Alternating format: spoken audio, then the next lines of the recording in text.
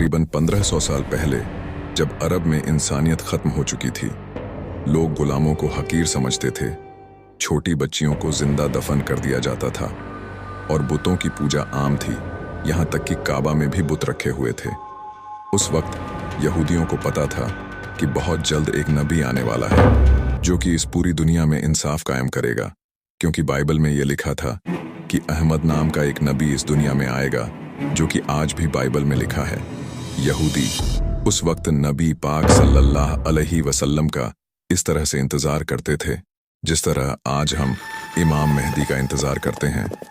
आखिरकार 570 ईस्वी को नबी पाक सल्लल्लाहु अलैहि वसल्लम पैदा हुए और इसी दिन काबा में रखे सारे बुत खुद से टूटने लगे और पारसियों के मंदिर में लगी आग, जो कि हजारों सालों से जल रही थी, जिसे एक बार भी बुझने नहीं दिया गया, वह भी अचानक से बुझ गई। और इसी तरह बहुत से मज हुए, क्योंकि यह कुफ्र के जवाल का ऐलान था। नबी पाक सल्लल्लाहु अलैहि वसल्लम बचपन से ही बहुत सच्चे और ईमानदार इंसान थे। अरब के लोग नबी पाक सल्लल्लाहु अलैहि वसल्लम की इन्हीं खूबियों से बहुत इम्प्रेस थे और वह नबी पाक सल्लल्लाहु अलैहि वसल्लम की बहुत इज्जत करते थे। फिर नबी पाक सल्लल्लाहु अलैहि वसल्लम मक्का की एक इज्जतदार औरत हजरत खदीजा रजी अल्लाह ताला अन्हा की तिजारत का काम संभालने लगे। हजरत खदीजा रजी अल्लाह ताला अन्हा नबी पाक सल्लल्लाहु अलैहि वसल्लम के नेक दिल और ईमानदारी से बहुत मुतासिर हुई और उन्होंने नबी पाक सल्लल्लाहु अलैहि वसल्लम को निकाह का पैगाम भेजा। नबी पाक सल्लल्लाहु अलैहि वसल्लम ने इस पैगाम को कबूल किया और हजरत खदीजा रजी अल्लाह ताला अन्हा से शादी कर ली। इसके बाद नबी पाक सल्लल्लाहु अलैहि वसल्लम अपनी जिंदगी गुजारने लगे, लेकिन जैसे ही नबी पाक सल्लल्लाहु अलैहि वसल्लम 40 साल की उम्र में पहुंचे, आपका इस दुनिया से दिल उठने लगा और आप अक्सर शहर से दूर गार में इबादत करने जाते थे। फिर एक दिन नबी पाक सल्लल्लाहु अलैहि वसल्लम पर पहली वही नाजिल हुई। नबी पाक सल्लल्लाहु अलैहि वसल्लम की नबूवत पर सबसे पहले इमाम अली और हजरत खदीजा रजी अल्लाह ताला अन्हा ईमान लाए, लेकिन दूसरी तरफ वो लोग जो नबी पाक सल्लल्लाहु अलैहि वसल्लम की इज्जत क्या करते थे, वह सब आपके दुश्मन बन गए और आपको मारने की धमकी तक देने लगे। अरब के लोग सिर्फ नबी पाक सल्लल्लाहु अलैहि वसल्लम के ही नहीं, बल्कि जो भी इस्लाम लाता उसे मारते पीटते और जुल्म करते थे, जैसा कि अबू सुफियान और अबू जहल। यहाँ तक कि एक बार तो मक्का के सारे लोग नबी पाक सल्लल्लाहु अलैहि वसल्लम को मारने आपके घर तक आ गए, लेकिन नबी पाक सल्लल्लाहु अलैहि वसल्लम के चचा अबू तालिब और हजरत खदीजा रजी अल्लाह ताला अन्हा आपके साथ खड़े रहे, क्योंकि नबी अलैहि सलाम बचपन में ही यतीम हो चुके थे। इसलिए आपके चचा अबू तालिब ने आपकी हिफाजत की। लेकिन फिर 619 ईस्वी में एक ही साल में नबी अलैहि सलाम के चचा अबू तालिब और हजरत खदीजा दोनों वफात पा गए और अब नबी पाक सल्लल्लाहु अलैहि वसल्लम फिर से अकेले पड़ गए। अरब के लोगों ने इसका फायदा उठाया और नबी अलैहि सलाम को मारने की साजिश की, तो अल्लाह ने नबी पाक सल्लल्लाहु अलैहि वसल्लम को मदीना की तरफ हिजरत करने का हुक्म दिया। उस वक्त सिर्फ 100 से 200 लोगों ने ही इस्लाम कबूल किया था। जहां मक्का में लोग नबी पाक सल्लल्लाहु अलैहि वसल्लम को शहीद करने की साजिश कर रहे थे, वहीं मदीना में औस और खजर कबीले नबी अलैहि सलाम के पास आए और उन्हें मदीना आने की दावत दी, क्योंकि मदीना के लोग यहूदियों से बहुत सालों से यह सुनते आ रहे थे कि इनका एक नबी आने वाला है।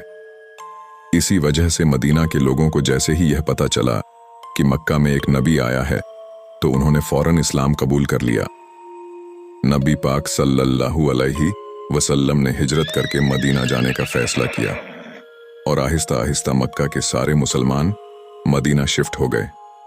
फिर एक दिन अबू सुफियान कुछ लोगों के साथ नबी अलैहि सलाम के घर आया आपको शहीद करने के लिए, लेकिन उन्होंने देखा कि बिस्तर पर इमाम अली अलैहि सलाम सोए हुए हैं, क्योंकि नबी पाक सल्लल्लाहु अलैहि वसल्लम ने इमाम अली अलैहि सलाम को मक्का के लोगों की अमानत वापस करने के लिए छोड़ा था और नबी अलैहि सलाम हजरत अबू बकर रजी अल्लाह ताला अन्हा के साथ मदीना रवाना हो चुके थे।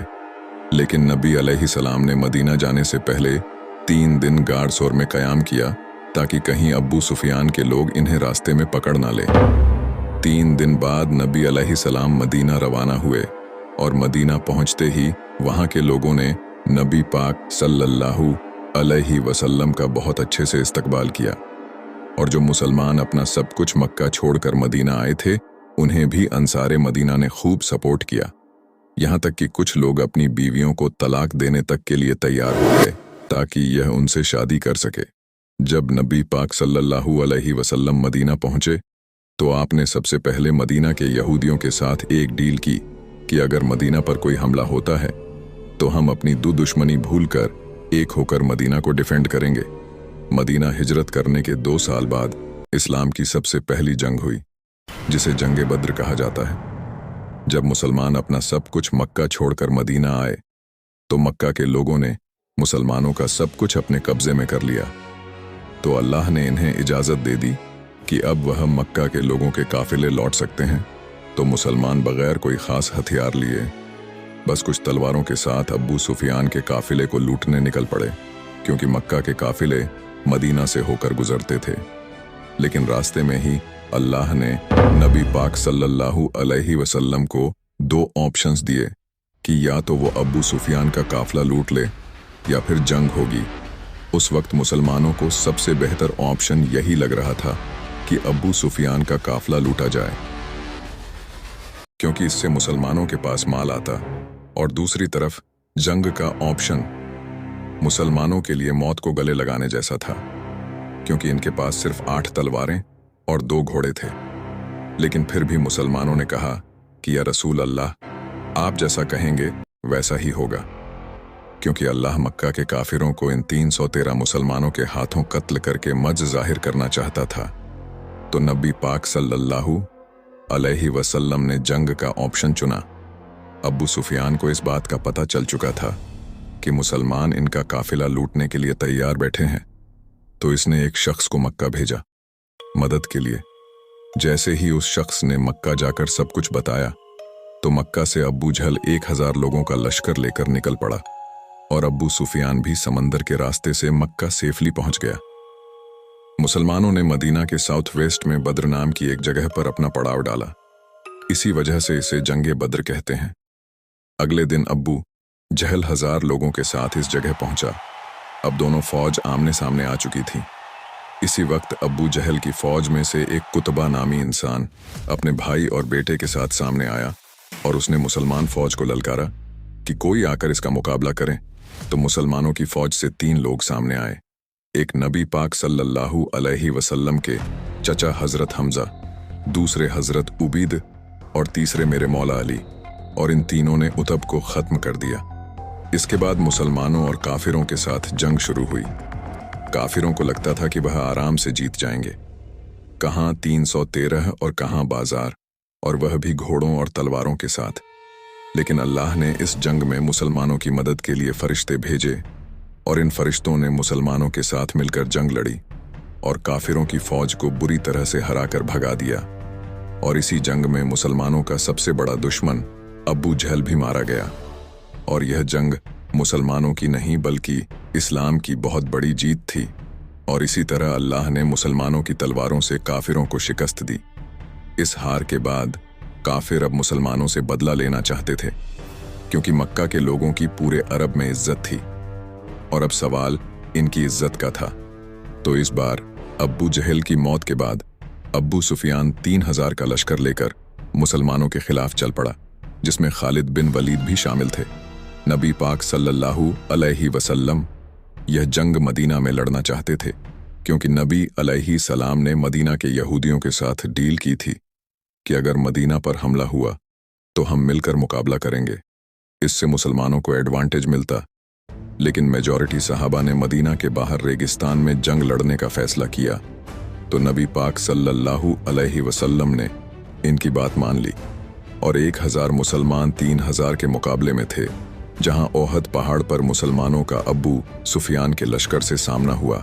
लेकिन इसी वक्त एक मुनाफिक अब्दुल्ला इब्न उब 300 लोगों के साथ यह जंग छोड़कर चला गया।